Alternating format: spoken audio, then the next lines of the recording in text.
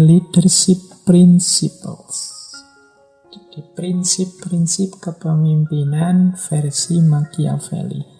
Ada beberapa yang tidak saya ambil karena mungkin terlalu negatif, jadi kita ambil yang lebih positif atau yang bisa dimaknai secara positif. Karena kalau yang negatif-negatif nanti mungkin diskusinya lebih banyak di filsafat politik. Tapi bulan ini kan kita fokus untuk membangun karakter seorang leader yang kuat, yang bisa ditiru, yang mampu memimpin dengan baik. Yang pertama, katanya Machiavelli, before all else be armed. Sebelum apapun, sebelum segalanya, be armed. Be armed itu persenjatai dirimu. Kalau di bukunya Machiavelli mungkin arahnya kalimat ini harus punya pasukan, harus punya senjata sebagai seorang pemimpin. Tapi untuk konteks kita, before all else be armed ini sebelum apapun persenjatai diri itu, kalau saya lebih suka mengartikannya berdayakan dirimu antara lain dengan ilmu pengetahuan. Jadi kalian harus punya andalan, punya senjata. Hidup ini kan kalau tidak punya andalan agak susah. Dan andalan yang paling baik itu diri kita sendiri, kualitas diri kita yang meningkat. Ada orang yang mengandalkan orang tuanya, ada orang yang mengandalkan hartanya, ada orang yang mengandalkan organisasinya, lembaganya. Kalau andalannya di luar dirinya, nanti pada suatu saat yang di luar diri ini jauh terpisah atau lepas, kita akan kesulitan.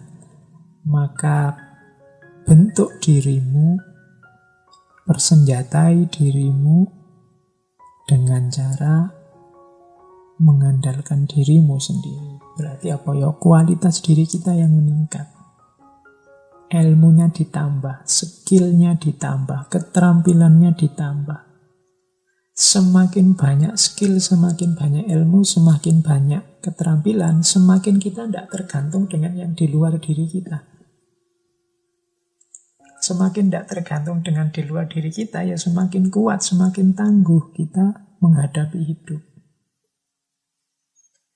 Saya tidak ngerti teknologi laptop, maka tiap kali laptop rusak, itu kan harus ndandake di servisan. Kenapa aku tidak ngerti? Coba aku ngerti, tidak butuh servisan. Ya kalau pas rusaknya servisnya buka, atau servisnya belum bubar karena tutup atau bangkrut. Tapi kalau servisnya tutup, jadinya tidak laptopan. Kenapa? Loh, aku tidak bisa dandani laptop, tidak bisa memperbaiki laptop rusak. Alangkah baiknya kalau aku ngerti cara memperbaiki sehingga tidak tergantung dengan di luar diri. Itu ilustrasi mudahnya. Sebelum apapun yang lain, persenjatai dirimu. Jadi bangun andalan-andalan dalam hidupmu. Oh, kalau untuk ngaji Pak, ngaji Quran saya sudah mampu. Jadi saya bisa mengandalkan diriku sendiri.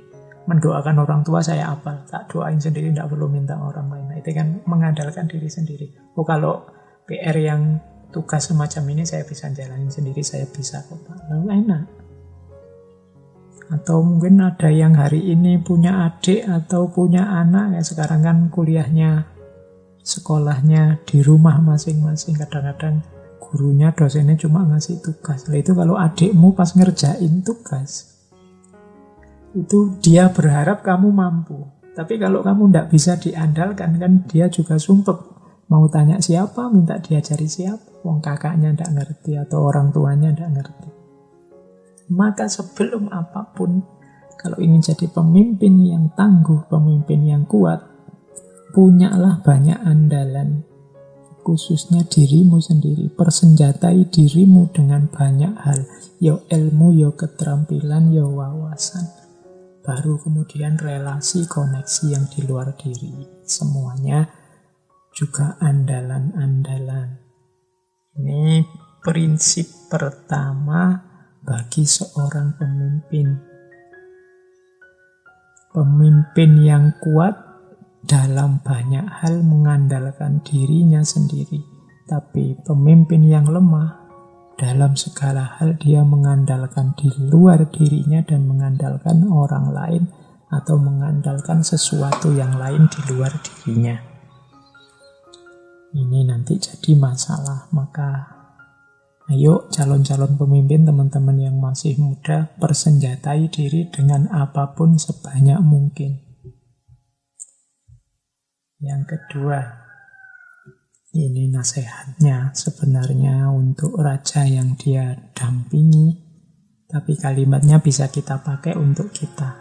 Katanya Machiavelli, if you wish to please me and to bring success and honor to yourself, do right and study, because others will help you if you help yourself.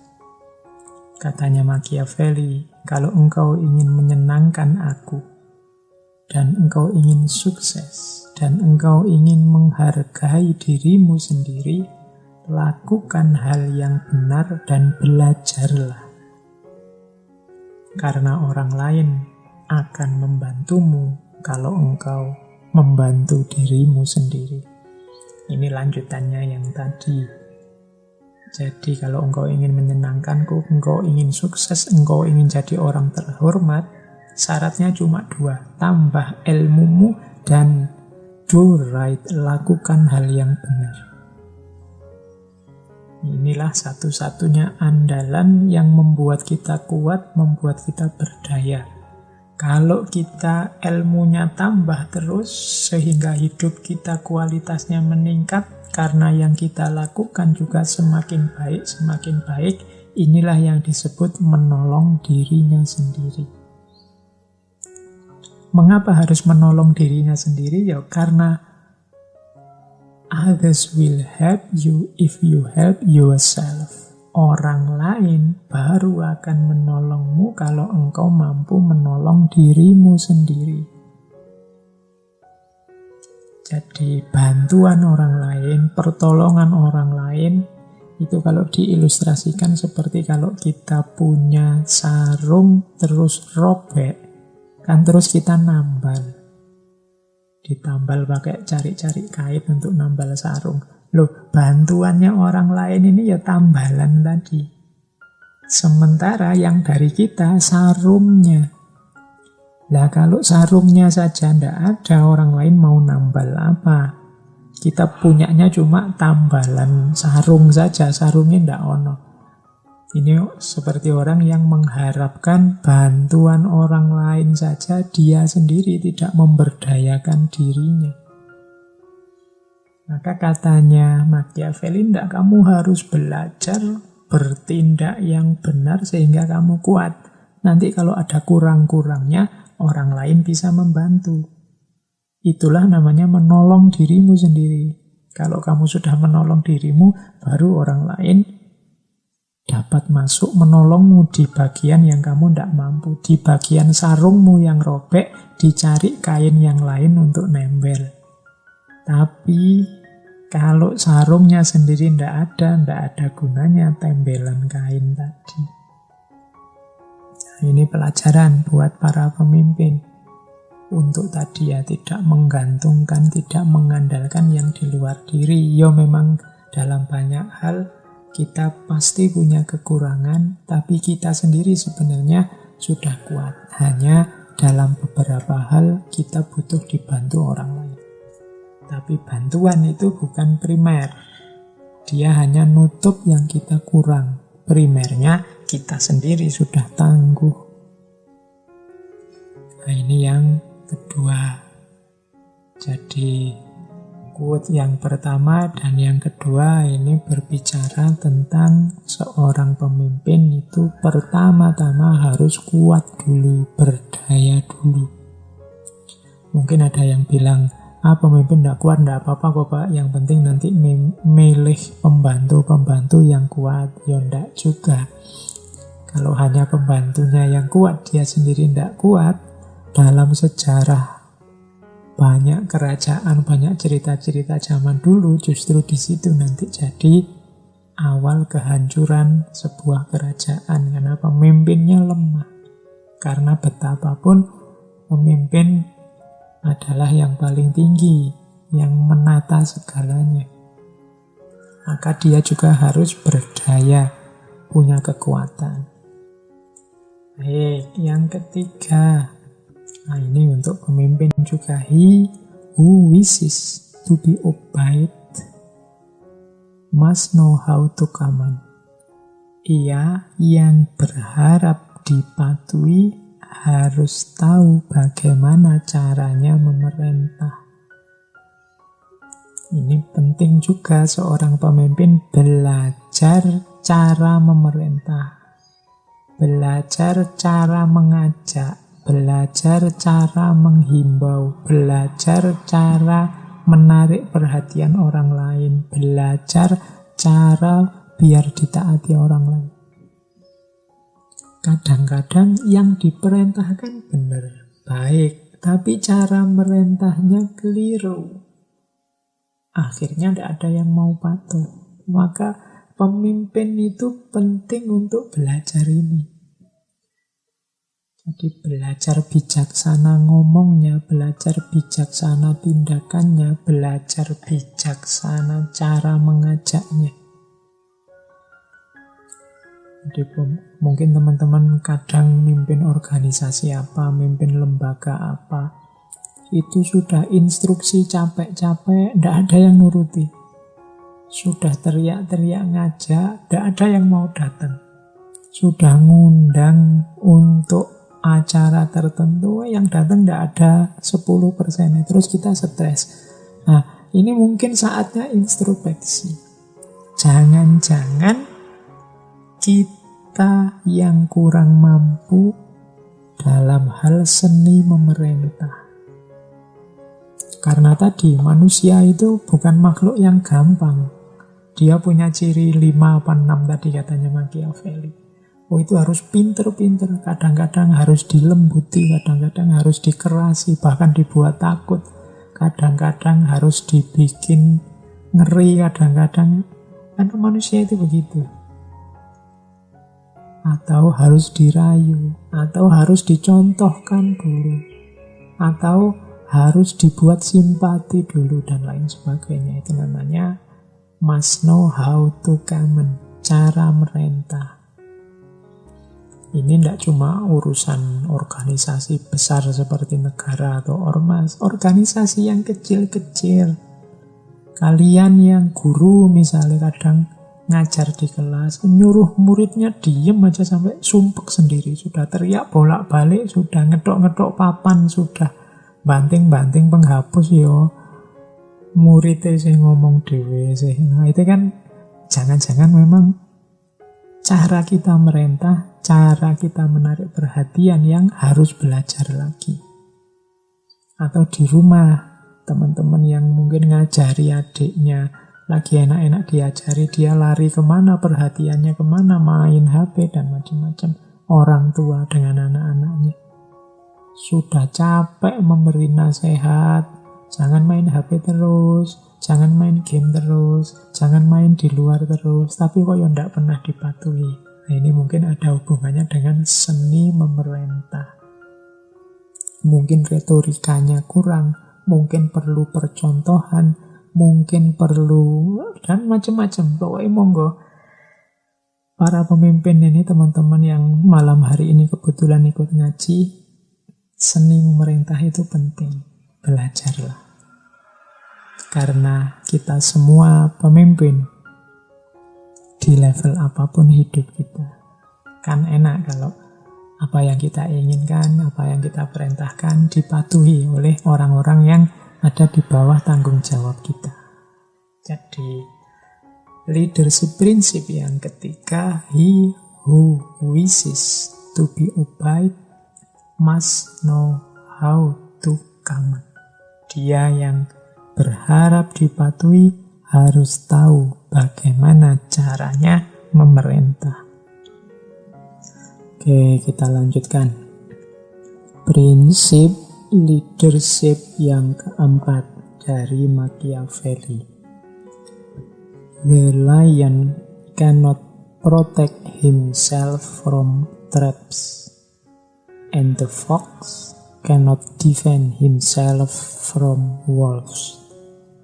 One must therefore be a fox to recognize traps and a lion to frighten wolves. Ini mohon maaf ya, saya ndak nulis terjemahannya di prinsip-prinsip leadership ini, termasuk minggu lalu waktu Aristoteles. Tapi ndak apa-apa, saya terjemahkan langsung saja. Kalau teman-teman yang butuh nulis terjemahannya, ya monggo silahkan ditulis. Jadi seekor singa tidak bisa melindungi dirinya dari perangkap-perangkap. Dan seekor rubah tidak bisa membela diri dari serigala. Seseorang oleh karena itu harus bisa jadi rubah untuk mengenali perangkap-perangkap dan bisa jadi singa untuk membuat takut serigala. Nah, ini di prinsip ini ada 3 binatang yang terlibat. Yang pertama singa, yang kedua rubah, yang ketiga serigala. Ini rubah sama serigala ini sebenarnya satu keluarga. Kalau rubah itu biasanya lebih kecil. Ekornya panjang, agak panjang dan berbulu. Kalau yang rubah, kalau yang serigala ya teman-teman tahulah wujudnya agak besar, gagah, biasanya berkelompok-kelompok. Nah, ada beberapa ciri dari binatang 3 ini. Kalau singa ini dia raja hutan, gagah. Semua binatang takut padanya. Cuma sayangnya singa ini mungkin karena dia binatang paling hierarkinya paling jos, karena dia raja hutan, sering tidak waspada, mudah kena perangkap. Ya kalau tarung 1 lawan 1 dia pasti menang, wong dia raja hutan. Tapi kadang-kadang dia tidak waspada, mungkin karena merasa kuat, merasa besar. Singa itu mudah diperangkap. Beda dengan rubah. Kalau rubah, ini dia cerdik. Dia bisa mendeteksi, dia bisa mengenali kalau dijebak, kalau ada perangkap-perangkap, sehingga dia bisa menghindar. Sayangnya, kalau ketemu serigala, dia pasti kalah. Sebaliknya tadi, singa kalau ketemu serigala, serigalanya yang lari. Terus maksudnya bagaimana? Katanya Machiavelli, seorang pemimpin itu harus punya kualitas rubah dan punya kualitas singa. Dia harus mampu mendeteksi perangkap-perangkap, jebakan-jebakan, tapi sekaligus juga bisa membuat takut serigala. Ini teman-teman para calon pemimpin, kualifikasi 2 ini harus dimiliki. Harus punya kualitas rubah, cerdik, berarti wawasannya harus luas, harus bijaksana, harus pinter, harus banyak belajar. Biar tidak terjebak, tidak tertipu, tidak diperdaya. Itu kualitas rubah. Tapi jangan cuma itu. Kalau cuma pinter saja, cerdik saja, tapi tidak punya kekuatan, tidak punya daya, tidak punya kewibawaan, ya nanti akan ditabrak oleh musuh yang kuat, musuh yang lebih ganas, musuh yang lebih wibawa. Maka dia juga harus punya kualitas singa. Kuat, berani bertarung, sekaligus punya wibawa. Jadi fox dan lion yang kadang-kadang tidak perlu tarung, kehadirannya saja sudah menakutkan orang lain. Kehadirannya membuat orang lain gentar. Nah, itu kualitas singa. Jadi pemimpin yang paling utama adalah pemimpin yang sekaligus rubah dan sekaligus singa. Yang cerdik dan pinter sekaligus kuat dan berwibawa. Inilah tipe pemimpin ideal. Ini Machiavelli pakai istilah frighten dan recognize traps. Cerdik mampu mampu mendeteksi kalau ada jebakan-jebakan, mampu mencari jalan terbaik, tapi sekaligus menakutkan. Menakutkan itu ya bahasa lain, kalau mungkin kita pakai istilah punya wibawa. Kehadirannya saja orang sudah segan, sudah gentar. Tapi punya wibawa, tidak punya kecerdikan, tidak punya ilmu, ya nanti mudah ditipu, mudah dijebak. Jadi ini prinsip yang keempat.